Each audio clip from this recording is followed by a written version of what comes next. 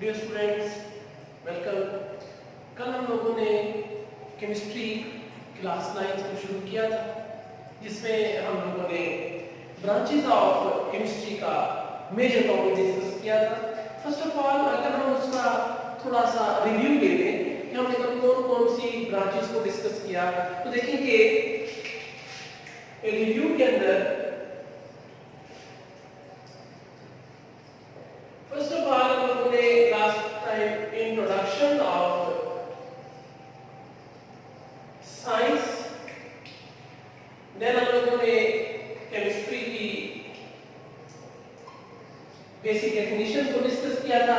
Chemistry की basic definition के बाद हम लोगों ने role of science and technology in daily life, फिर हम लोगों ने डिस्कस किया था ड्रॉबैक्स ऑफ साइंस और chemistry.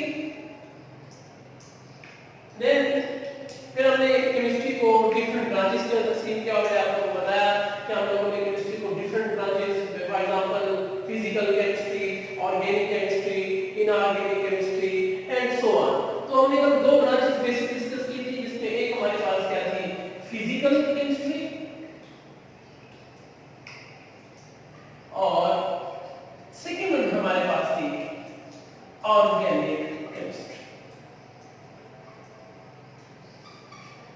This is all about we have discussed yesterday. हमने जो लास्ट टाइम डिस्कस किया था उसमें हमने साइंस का introduction, chemistry, role of science and technology in daily life and drawbacks of chemistry and science, and then we have discussed the different branches of chemistry, जिसमें हमने physical chemistry को और organic chemistry को discuss किया था। देखिए, आज हम लोगों ने उन्हीं ब्रांचेस को थोड़ा सा आगे बढ़ाना है, और हमारे पास जो आज डिस्कस करने को है वो कौन सी ब्रांचेस हमने आज डिस्कस करनी है। आज हम डिस्कस करेंगे इनऑर्गेनिक केमिस्ट्री को। सबसे पहले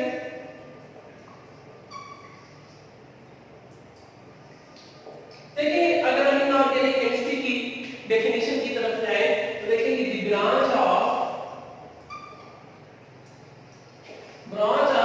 chemistry that deals with the study of all elements and their compounds except that those are hydrocarbons and their derivatives। देखिए बच्चे, हम लोग जब हमने ऑर्गेनिक केमिस्ट्री को पढ़ा तो मैंने आप लोगों को बताया कि organic chemistry is the branch of chemistry that deals with the study of covalent compounds of carbon and hydrogen and their derivatives. लेकिन हम बात करते हैं इनऑर्गेनिक कंपाउंड्स की या इनऑर्गेनिक केमिस्ट्री की, तो इनऑर्गेनिक केमिस्ट्री ये केमिस्ट्री की वो ब्रांच है जिसमें हम स्टडी करते हैं तमाम एलिमेंट्स को, all elements and their compounds, और उन एलिमेंट से मिलकर बनने वाले compounds, except that those are hydrocarbons. Because हमने हाइड्रोकार्बन्स को डिस्कस किया है ऑर्गेनिक केमिस्ट्री के अंदर। हाइड्रोकार्बन्स के लिए हमने कहा कि हाइड्रोकार्बन्स और उनके डेरिवेटिव्स को ऑर्गेनिक केमिस्ट्री में डिस्कस करेंगे। तो पूरे पीरियोडिक टेबल के अंदर अब तक आपके सिलेबस के अंदर डिस्कवर्ड एलिमेंट्स जो तादाद है वो 118 है। 118 एलिमेंट्स अगर हम दरियाफ्त हो चुके हैं, उसमें हमने कहा कि कार्बन और हाइड्रोजन के जो कंपाउंड्स हैं, जो हम हाइड्रोकार्बन्स कहते हैं, उनके अलावा जितने भी एलिमेंट्स हैं और उनके जितने भी कंपाउंड्स हैं, उनकी स्टडी क्या कहां हम करेंगे, इनऑर्गेनिक केमिस्ट्री के अंदर करेंगे। और वो कंपाउंड्स क्या कराएंगे, इनऑर्गेनिक कंपाउंड्स कहते हैं। अब हमने ये देखा है कि इनऑर्गेनिक इनऑर्गेनिक केमिस्ट्री कहां-कहां इस्तेमाल होती है। हम इनऑर्गेनिक केमिस्ट्री की एप्लीकेशंस की तरफ जाएंगे। इनऑर्गेनिक केमिस्ट्री की एप्लीकेशंस क्या है? एप्लीकेशंस जिसको हमने कल नाम दिया था स्कोप ऑफ केमिस्ट्री का भी। एप्लीकेशंस या स्कोप, हमने इनऑर्गेनिक केमिस्ट्री का स्कोप क्या है या एप्लीकेशन क्या है। देखिए हमारे पास सबसे पहले इनऑर्गेनिक केमिस्ट्री अप्लाई होते हैं गिलास इंडस्ट्री के अंदर। गिलास इंडस्ट्री कौन सी है? शीशा साजी की इंडस्ट्री है।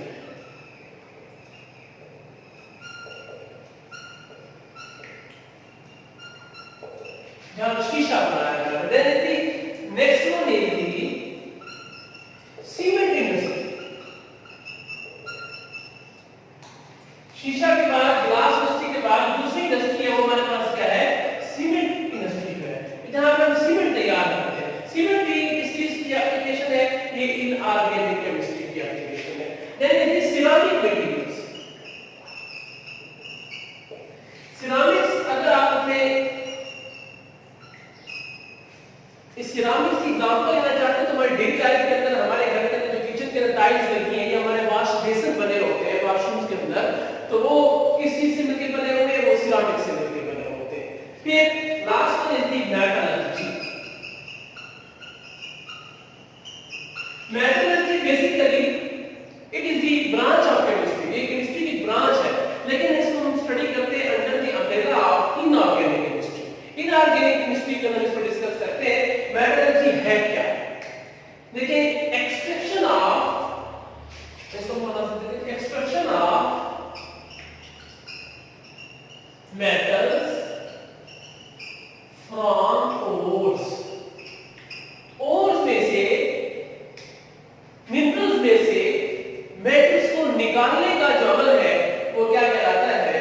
मेटलर्जी कहलाता है। देखिए जितनी हम अपनी डेली लाइफ के अंदर मेटल्स को इस्तेमाल करते हैं, आयरन है, गोल्ड है, सिल्वर है, ये मेटल्स कहां से हमें मिलती है? इन मेटल्स को जमीन से निकालते हैं, तो जमीन से डेफिनेटली इम्प्योर फॉर्म के अंदर निकलती है। तो हमारे पास पूरा एक प्रोसेस होता है जिसको हम कहते हैं मेटलर्जिकल प्रोसेस। उस मेटलर्जिकल प्रोसेस के थ्रू हम क्या करते हैं? इस इम्प्योर मेटल को जमीन से निकालते हैं और उसको क्या करते हैं? प्यूरिफाई करते हैं। ये प्रोसेस जो है इसमें स्टडी किया जाता है मेटलर्जी के अंदर। And this is the application of inorganic chemistry. तो ये हमने डिस्कस किया इनऑर्गेनिक केमिस्ट्री को। इनऑर्गेनिक केमिस्ट्री मैंने बता दिया ये केमिस्ट्री की वो ब्रांच है जिसमें हम तमाम एलिमेंट्स और उनके कंपाउंड्स का मुताला करते हैं, मास सिवाय हाइड्रोकार्बन्स और उनके डेरिवेटिव्स का। फिर हमने इसकी एप्लीकेशन की बात की कि इनऑर्गेनिक केमिस्ट्री कहां-कहां इस्तेमाल होती है। इनऑर्गेनिक केमिस्ट्री ग्लास इंडस्ट्री के अंदर, सीमेंट इंडस्ट्री के अंदर, सिरामिक्स के अंदर और मेटलर्जी के अंदर इस्तेमाल होती है। अब हमने आखिरी बात की तरफ चले। नेक्स्ट ब्रांच हमारे पास कौन सी है? हम डिस्कस कर रहे हैं ब्रांचेस ऑफ केमिस्ट्री को। तो इनऑर्गेनिक केमिस्ट्री के बाद जो नेक्स्ट ब्रांच है that is the biochemistry.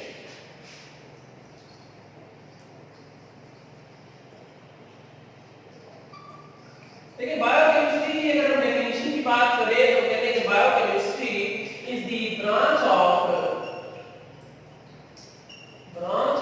Chemistry that deals with the study of structure, composition and chemical reactions of substances found in the living organisms। जानदारों की बॉडी के अंदर मौजूद जितने भी सब्सटेंसेस हैं उनका स्ट्रक्चर, उनकी कंपोजिशन और उनके केमिकल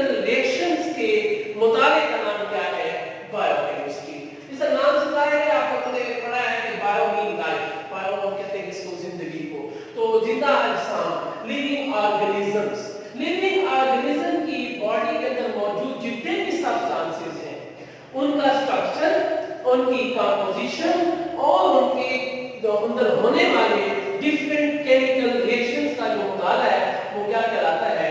बायोकेमिस्ट्री कहलाता है। बायोकेमिस्ट्री बुनियादी तौर पर इसका जो बेसिक कंसर्न है, it's concern is with the synthesis and metabolism of biomolecules के हमारी बॉडी के अंदर मौजूद जितने भी बायोमॉलिक्यूल्स है, बायोमॉलिक्यूल्स से क्या मुराद है? ऐसे मॉलिक्यूल जिनसे मिलकर लिविंग ऑर्गेनिज्म की बॉडी बनती है। क्या हमारी बॉडी के अंदर पाए जाने वाले ज्यादा मेजर जो हमारे पास सब्सटेंसेस हैं उनको क्या नाम देते हैं? बायोमॉलिक्यूल। फॉर एग्जांपल आप लोगों ने नाम सुना होगा कार्बोहाइड्रेट्स, प्रोटीन्स, लिपिड्स। ये हमारे पास क्या है? बायोमॉलिक्यूल। तो बायोकेमिस्ट्री का काम क्या है? Biochemistry in carbohydrates, proteins, lipids की सिंथेसिस, बॉडी के अंदर सिंथेसिस से क्या मुराद है? सिंथेसिस कहते हैं तैयार करने को, प्रिपेयर करने को। और मेटाबॉलिज्म से क्या मुराद है? मेटाबॉलिज्म बुनियादी तौर पर अगर मेटाबॉलिज्म को डिफाइन करें, व्हाट इज मेटाबॉलिज्म, तो सिंपली अगर हम कहते हैं set of all biochemical reactions taking place in the body. हमारी बॉडी के अंदर होने वाले तमाम बायोकेमिकल रिएक्शंस का जो मजमूआ है वो मेटाबॉलिज्म कहलाता है। फिर हम नेक्स्ट पढ़ेंगे बायोलॉजी के अंदर, आप लोग इसको डिटेल पढ़ेंगे कि मेटाबॉलिज्म को हम दो हिस्सों में तकसीम करते हैं, वो कैटाबॉलिज्म और एनाबॉलिज्म। सो अब हमारा जो बेसिक कंसर्न है बायोकेमिस्ट्री का, biochemistry biomolecule for example carbohydrates, proteins, lipids, इनका सिंथेसिस और इनका बॉडी के अंदर मेटाबॉलिज्म, इसको कौन स्टडी करता है? बायोकेमिस्ट्री। फिर अगर हम देखें कि बायोकेमिस्ट्री एक सेपरेट डिसिप्लिन के तौर पर, सेपरेट ब्रांच के तौर पर हम बायोकेमिस्ट्री को कब से स्टडी करना शुरू हुए? जब साइंटिस्ट ने देखा कि जब कोई बॉडी बीमार होती है, जब भी कोई शख्स बीमार होता है, जब भी कोई जानदार बीमार होता है तो उसकी बॉडी के अंदर कुछ चेंजेस आते हैं। जब मेडिसिन के बाद रिकवर होने लगता है तो रिकवरी के बाद कुछ चेंजेस आते हैं। इन चीजों को देखते हुए बायोकेमिस्ट्री को एक अलग डिसिप्लिन के तौर पर स्टडी करना शुरू किया गया। और फिर डेफिनेटली बायोकेमिस्ट्री की भी हमारी डेली लाइफ के अंदर कुछ एप्लीकेशंस है, इनको हम क्या कहते हैं? स्कोप का नाम देते हैं कि बायोकेमिस्ट्री का स्कोप क्या है, कहां-कहां बायोकेमिस्ट्री इस्तेमाल होती है। तो स्कोप या बायोकेमिस्ट्री की एप्लीकेशन, मेडिसिन बायोकेमिस्ट्री कहां इस्तेमाल होती है? मेडिसिन के अंदर, फूड साइंस के अंदर एंड एग्रीकल्चर, ज़राअत के शुबा के अंदर, अद्वियात के अंदर और फूड साइंस के अंदर, science that is related to the food, food quality and food impact of the food on the body, इसको क्या नाम देते हैं? फूड साइंस का नाम देते हैं। तो फूड साइंस, मेडिसिन और agriculture, these are the applications of biochemistry. तो नेक्स्ट ब्रांच की तरफ अगर हम चलें, तो सारी बातें थी बायोकेमिस्ट्री के हवाले से। बायोकेमिस्ट्री के बाद नेक्स्ट जो ब्रांच है हमारे पास, that is the industrial chemistry. Industrial chemistry, industry का तो आपने नाम सुना होगा, सनतें, फैक्ट्रीज। तो इंडस्ट्रियल केमिस्ट्री क्या है? इंडस्ट्रियल केमिस्ट्री अगर हम इसकी डेफिनेशन की तरफ जाएं कि इंडस्ट्रियल केमिस्ट्री को हम इस तरह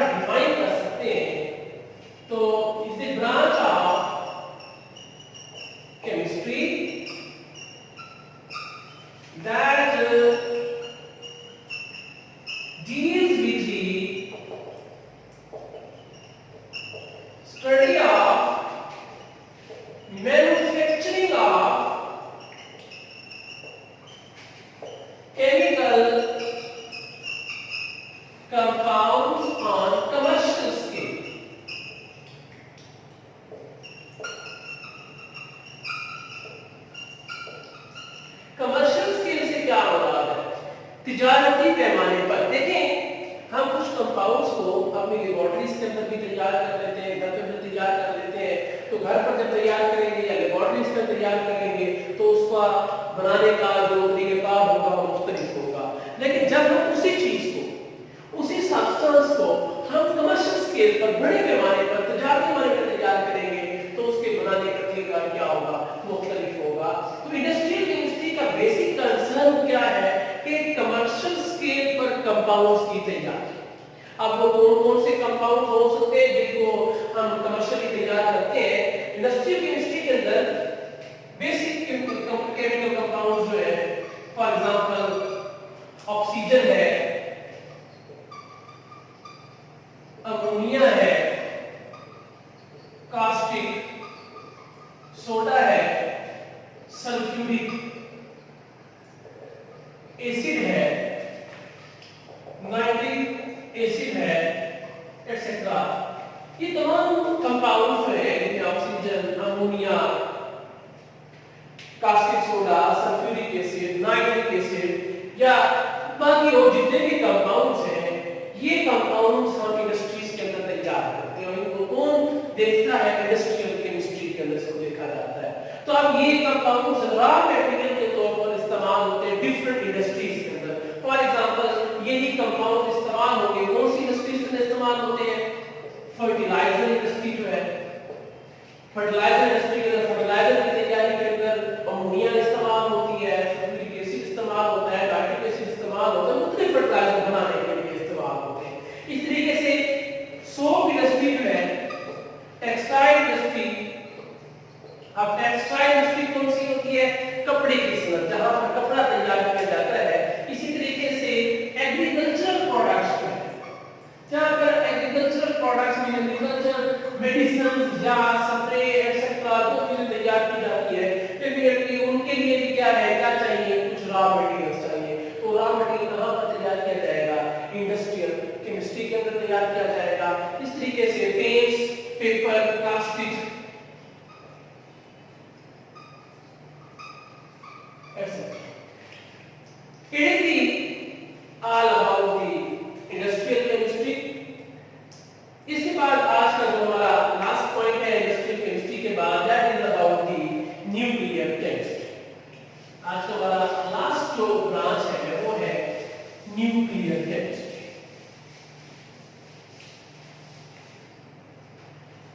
देखिए जहां तक ताल्लुक है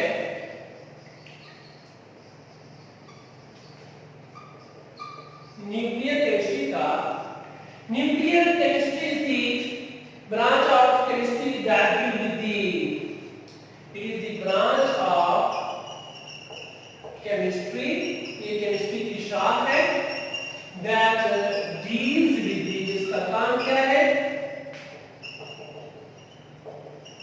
radio activity, nuclear processes and properties। Nuclear chemistry की वो ब्रांच है जिसमें हम लोग डिस्कस करते हैं रेडियो एक्टिविटी को, न्यूक्लियर प्रोसेसेस को। न्यूक्लियर प्रोसेस से क्या बनाते हैं, न्यूक्लियर अवामिल, मतलब जहां जहां हमारे पास न्यूक्लियर रिएक्टर्स लगे हुए हैं वहां जो न्यूक्लियर रिएक्शंस होते हैं उनका स्टडी, और न्यूक्लियर प्रॉपर्टीज से क्या बनाते हैं, उसके जो खसूसियात न्यूक्लियस की हैं, तो इन सारों का हम स्टडी करते हैं न्यूक्लियर केमिस्ट्री के अंदर डिस्कस करते हैं। न्यूक्लियर केमिस्ट्री का जो बेसिक कंसर्न है, मेन कंसर्न है, वो किसके साथ है, it's basic concern is with the use of atomic energy in daily life. रोजमर्रा की जिंदगी के अंदर एटॉमिक एनर्जी का इस्तेमाल जो है वो न्यूक्लियर केमिस्ट्री का बेसिक काम है, बुनियादी काम है। अब इसमें एक बात आप लोगों ने ध्यान में आ रही होगी, रेडियो एक्टिविटी की।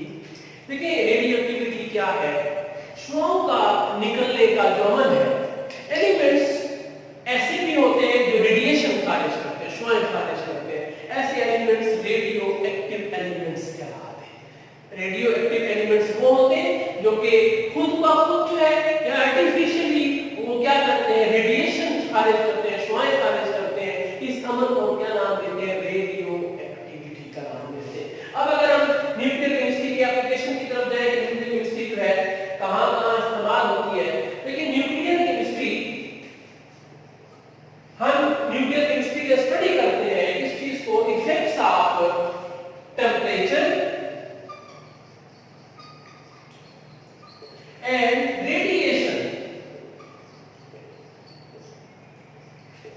टेम्परेचर का और रेडिएशन का हमारी बॉडी पर क्या असर होता है, लिविंग ऑर्गेनिज्म की बॉडी पर क्या असर होता है, प्लांट्स पर क्या असर होता है, या दूसरे मटेरियल जितने मौजूद हैं उन पर क्या असर होता है, इसको हम कहां पर स्टडी करते हैं? न्यूक्लियर केमिस्ट्री के स्टडी करते हैं। फिर न्यूक्लियर केमिस्ट्री का जो मजीद जो एप्लीकेशन है वो एक हमारे पास क्या है? Radio therapy. रेडियो थेरेपी क्या है? It is the treatment with the help of radiations. शुआओं की मदद से होने वाला इलाज क्या कहलाता है? रेडियो थेरेपी कहलाता है। रेडियो थेरेपी क्या है? Treatment with the help of radiation। शुआओं की मदद से होने वाला इलाज क्या कहलाता है? रेडियो थेरेपी कहलाता है। फॉर एग्जांपल आप लोग लेजर ट्रीटमेंट करवाते हैं, अब लेजर ट्रीटमेंट क्या चीज है? वो रेडियो थेरेपी है, ठीक है। इसी तरीके से जो मजीद इस्तेमाल है हमारे पास न्यूक्लियर केमिस्ट्री का, वो क्या है? Preservation of food. Preservation of food से क्या मुराद है? खुराक को महफूज बनाना। प्रिजर्व कहते हैं महफूज बनाने को, तो प्रिजर्वेशन ऑफ फूड से क्या मुराद है? खुराक को महफूज बनाना। आप लोग घरों के अंदर रेफ्रिजरेटर इस्तेमाल करते हैं, फ्रिज इस्तेमाल करते हैं, इस तरीके से आप लोग ओवन इस्तेमाल करते हैं जिसमें खुराक गर्म की जाती है। तो दोनों से हम क्या करते हैं? वो डिफरेंट टाइप्स ऑफ रेडिएशन जो है उससे क्या होती है? निकलती है, इमिट होती है, जिसके नतीजे के अंदर हमारा फूड जो है वो क्या रहता है? महफूज रहता है। तो इसी तरीके से जो सबसे बड़ा अगर हम इस्तेमाल डिस्कस करें कि न्यूक्लियर केमिस्ट्री का, that is the generation of electrical power through nuclear reactors. Generation से क्या मुराद है? पैदा करना, और इलेक्ट्रिकल पावर मीन बिजली का बनना। Generation of electrical power through nuclear reactors. Nuclear reactors की मदद से बिजली का पैदा करना, ये हमारे पास क्या है? न्यूक्लियर केमिस्ट्री का सबसे बड़ा इस्तेमाल है, ठीक है। That is about the nuclear chemistry. देखिए आज हमने क्या कुछ डिस्कस किया, अगर हम एक बार फिर इसको रिव्यू में रिकॉल करें, आज हम लोगों ने डिफरेंट ब्रांचेस ऑफ केमिस्ट्री को डिस्कस किया। आज हमने 4 बेसिक ब्रांचेस डिस्कस किए, जिसमें सबसे पहले हम लोगों ने डिस्कस की इनऑर्गेनिक केमिस्ट्री, फिर बायोकेमिस्ट्री, इंडस्ट्रियल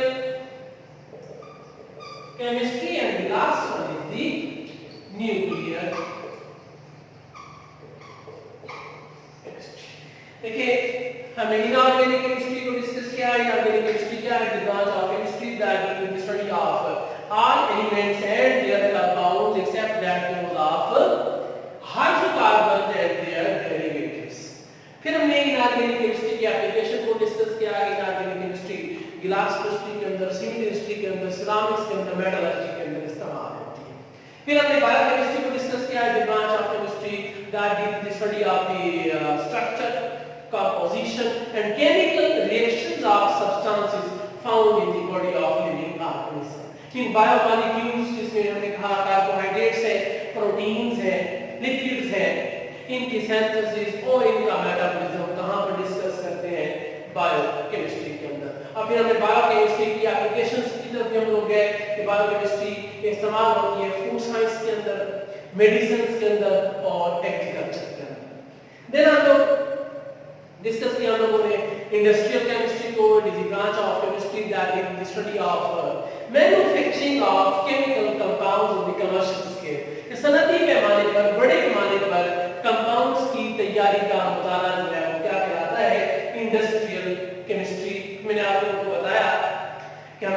के अंदर बेसिक केमिकल्स की तैयारी और बेसिक केमिकल्स के साथ उनका डिफरेंट इंडस्ट्रीज के अंदर रॉ मटेरियल के तौर पर जो इस्तेमाल है उसको हम कहाँ पर डिस्कस करते हैं, इंडस्ट्रियल केमिस्ट्री के अंदर। And the last one was the nuclear chemistry, chemistry की वो ब्रांच जिसमें हम रेडियो एक्टिविटी को डिस्कस करते हैं, न्यूक्लियर प्रोसेस को डिस्कस करते हैं और प्रॉपर्टीज को डिस्कस करते हैं। फिर मैंने आप लोगों को बताया कि न्यूक्लियर केमिस्ट्री का जो बेसिक कंसर्न है that is with the use of atomic energy in daily life. और फिर हमने आखिर में डिस्कस किया एप्लीकेशन किस चीज की, न्यूक्लियर केमिस्ट्री की, that is the radiotherapy. Radiotherapy क्या है? Is a treatment with the help of radiation, शोरों की मदद से होने वाला इलाज, preservation of food, and the last one very very important is the generation of electrical power through the nuclear reactors. That is all about today's lecture. Hope so कि आप लोगों को ये बात समझ में आई होगी। आप लोग घर पे इसको रीड आउट करें अपने टेक्स्ट बुक से। इंशाल्लाह we will meet on the next day with a new lecture with the remaining branches of chemistry. Thank you. Allah.